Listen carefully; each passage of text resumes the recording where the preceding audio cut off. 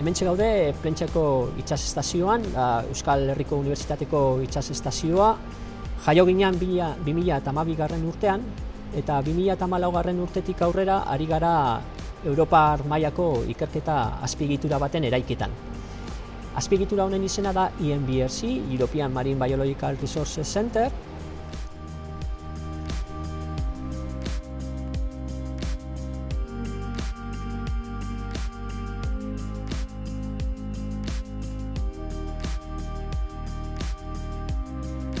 Aurten, otsailean, Europar Elkarteak argitaratu egin ditu gure estatutuak eta jaio egin gara azpiegitura bezala. Euskadi mailan gara kokapena duen Europa mailako azpiegitura bakarra eta gaude banatuta 9 lurralde desberdinetan. Ate ireki bat gara aztertu ahal izateko itsasoan dauden baliabide biologikoak. Edozein ikerlari, edozein enpresa nahi duena ikerketa egin itsas animaliak edo itsas baliabide biologikoak erabiliz, etorri daiteke guregana eta baliabide horiek eskuragarri jarriko genizkieken eta baita baliabide horiek aztertzeko beharrezkoak diran tresneri mikroskopikoak zein molekularrak. Ezaguna gara ingururen kutsadura aztertu egiten dugulako eta ingurunearen osasuna aztertu egiten dugulako.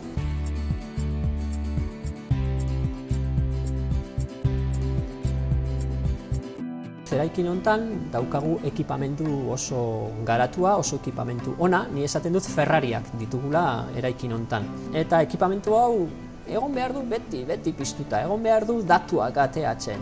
Beraz, ikerketa azpiegitura honetan sartu ahal izanak, ematen digu bidea atzerriko ikerlariak ona erakartzeko.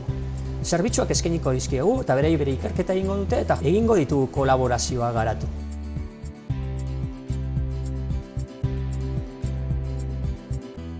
Itsas estazioan dauzkagu 3 master. Bata da bertoko UPV-EHUko master bat, inguru kutsadura eta toksikologia masterra.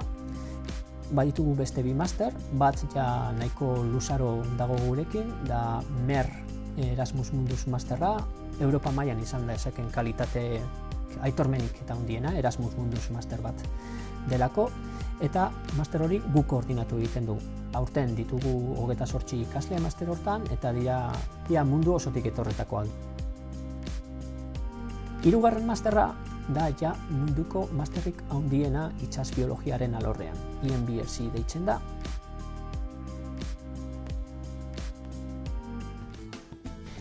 Eraiki genuenean edo sorterazi egin genituen laborategiak horregaitik egin genituen leiho zabalekin, beraz ikusi dezakete zer gertatu egiten den laborategien sartu gabe, antolatu egiten ditugulako horrelako ikastolen bisitak eraikinera.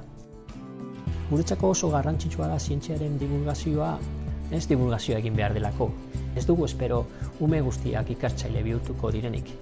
Behar ditugu umeak izatea, okinak eta lan egitea mekaniko gisa, edo abokatuak izatea, edo futbolariak izatea. Baina dena dela beraiek jabetzea, ikerketa egitea garrantzitsua dela.